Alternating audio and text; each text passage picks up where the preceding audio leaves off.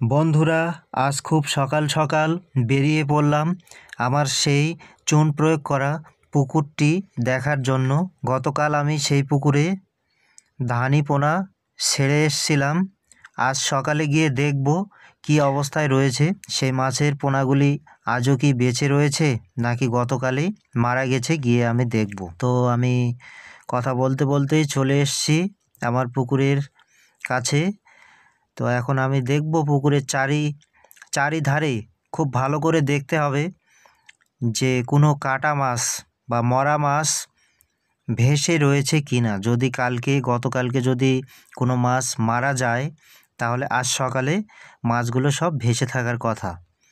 তো আমি দেখছি চারিদিকে, তো কোথাও আমি কোনো মরা মাছের ধানি পোনা খুঁজে পাইনি। আজকে খুব সকাল সকাল পুকুর দেখতে আসার কারণ হলো আমার আরও 2 দিন পরে মাছ ছাড়া উচিত ছিল, কিন্তু আমি আগেই ছেড়ে দিয়েছি। আর নির্দিষ্ট সময়ের আগে মাছ ছাড়ার কারণে আমাকে কিছু ঔষধ প্রয়োগ করতে হয়েছিল, যেটা আমি মাছ ছাড়ার সাথে সাথেই পুকুরে ওষুধটি প্রয়োগ করে দিয়েছিলাম।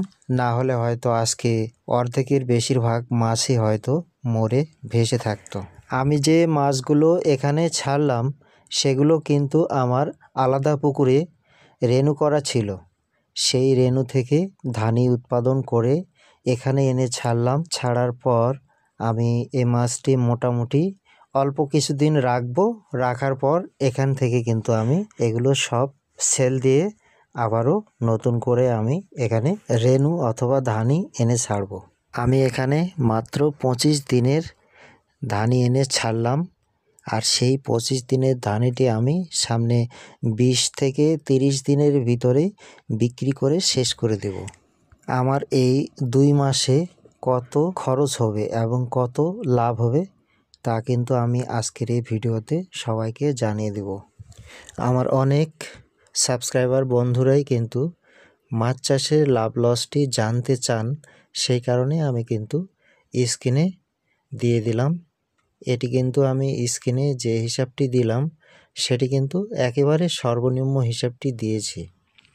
আমি কিন্তু স্ক্রিনে দেখানো লাভটির চেয়েও কিন্তু আরও 1 লক্ষ টাকার মতো বেশি মাছ কিন্তু এই পুকুর থেকে 2 মাসে বিক্রি হবে। কারণ 2 মাসে আমি সব মাছ বিক্রি করতে পারবো না, কিছু মাছ থেকে যাবে যা আরও বিক্রি করতে সময় লাগবে 10 দিন। আর সেই 10 দিনে এদের ওজন আরও অনেক বেশি বেড়ে যাওয়ায় আরও 1 লাখ টাকার মতো আমার কিন্তু বাড়তি লাভ হবে।